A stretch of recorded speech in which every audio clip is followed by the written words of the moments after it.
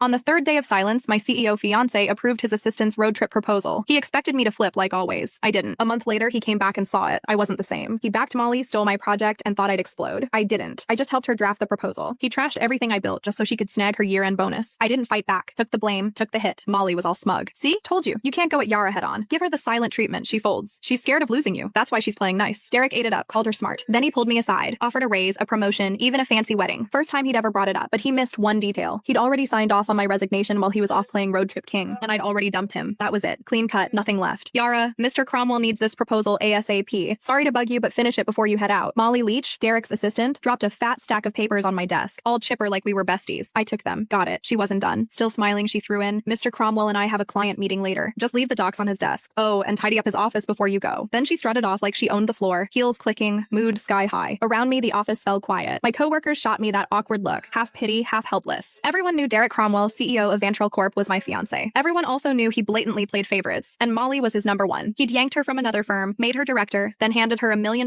project I'd busted 2 months bringing in and prepping. When I pushed back, he called a team vote thinking everyone would back him. Wrong. The whole team voted for me, except him. Molly got 1 vote, his. He lost it, accused me of stirring up cliques, didn't just take the project away, he demoted me in front of everyone and slashed the salaries of the people who'd backed me. Nobody dared speak up. Later, he apologized, said didn't want it to look like favoritism, claimed Molly might feel left out. I used to believe that crap. Now, it's a joke. Molly couldn't even keep up with our interns. Didn't want it to look like favoritism. Please. He was straight up playing favorites. Everyone saw it but him. I heard footsteps upstairs and looked up. Derek. He showed up at the stairwell, glanced my way, then walked out without saying a word, changed into some casual suit. Even from here, I caught that cedar cologne. He never used to wear cologne. That one? Molly's gift. Yeah, he knew exactly what he was doing. He'd been pulling this kind of stuff for years. It started after I found their goodnight texts. Couldn't stay quiet. I confronted him. Derek said I was being petty. Then, like it proved some point, he used it as an excuse to make it official and moved Molly to work directly under him. The more upset I got, the harder he leaned in, dragging her to every social event, serving her food, even wiping her mouth at company dinners. When we fought, he'd ice me out. When I apologized, he'd round up his buddies to lecture me like I was some jealous mess. For a while, I actually blamed myself. Thought maybe I wasn't generous enough. Thought maybe that's why we ended up here. But on day 3 of one of his silent treatments, when I was too sick to even sit up and he still packed his bags for a trip with Molly, I gave up. That's when it hit me. He wasn't trying to be noble. He just used my pettiness as a shield so he could keep doing what he wanted without feeling guilty. Even if I hadn't caught those late night chats, he would have just found another excuse to be with her. After their latest business trip, they were still grabbing dinner, drinks, playing tennis, same routine. But something between them had changed. I could feel it. Not that it mattered. 5 years together, and it was done. This whole mess had dragged on long enough. I was the last one in the office, finishing up the proposal. Checked my phone. Molly had been busy posting. Candlelit dinner at some fancy spot. 2 plates of steak. Derek, all polished and perfect, cutting hers for her. Caption: steak cut by the CEO himself. It has to taste better. The comments were full of heart emojis and fangirling. A few clueless people even asked when the wedding was. Derek replied with 3 dots. Molly followed up with a cheeky emoji. No clarification, just like always. But